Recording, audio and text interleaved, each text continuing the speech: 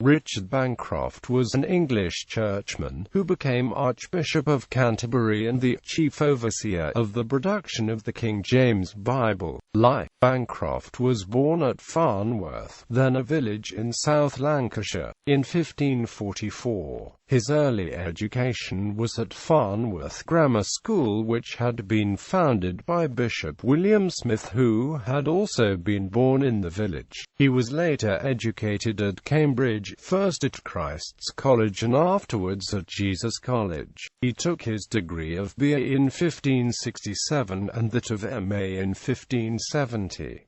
Ordained about the time, he was named chaplain to Richard Cox, then Bishop of Ely, and in 1575 was presented to the rectory of Teversham in Cambridgeshire. The next year he was one of the preachers to the university. He graduated BD in 1580 and DD 5 years later. In 1584 he was made rector of St Andrew, Holborn. In 1585 he was appointed treasurer of St Paul's Cathedral, London, and in 1586 was made a member of the Ecclesiastical Commission. On the 9th of February 1589 he preached at Paul's Cross a sermon, the substance of which was a passionate attack on the Puritans. He described the speeches and proceedings, caricatured the motives, denounced the exercise of the right of private judgment, and set forth the divine right of bishops in such strong language that one of the Queen's counsellors held it to amount to a threat against the supremacy of the Crown. In the following year Bancroft was made a prebendary of St Paul's.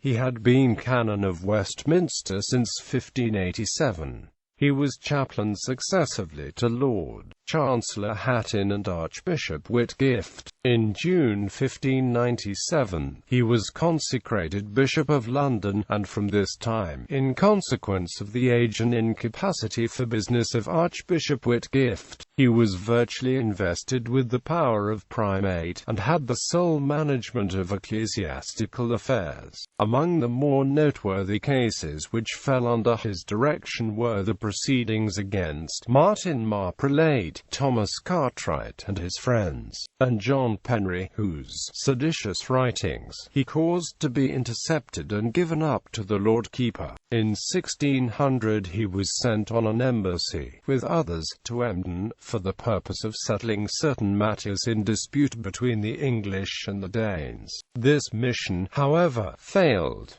Bancroft was present at the death of Queen Elizabeth, Archbishop of Canterbury. In March 1604 Bancroft, on Whitgift's death, was appointed by royal writ President of Convocation then assembled, and he presented a book of canons collected by himself. It was adopted and received the royal approval, but was strongly opposed and set aside by Parliament 2 months afterwards. In the following November he was elected successor to Whitgift in the See of Canterbury. He continued to show the same zeal and severity as before, and with so much success that Lord Clarendon, writing in his praise, expressed the opinion that, if Bancroft had lived, he would quickly have extinguished all that fire in England which had been kindled at Geneva. In 1608 he was chosen Chancellor of the University of Oxford. One of his last public acts was a proposal laid before Parliament for improving the revenues of the Church, and a project for a college of controversial divinity at Chelsea. In the last few months of his life he took part in the discussion about the consecration of certain Scottish bishops, and it was in pursuance of his advice that they were consecrated by several bishops of the English Church. By this act were laid the foundations of the Scottish Episcopal Church. Bancroft was the chief overseer of the authorized version of the Bible.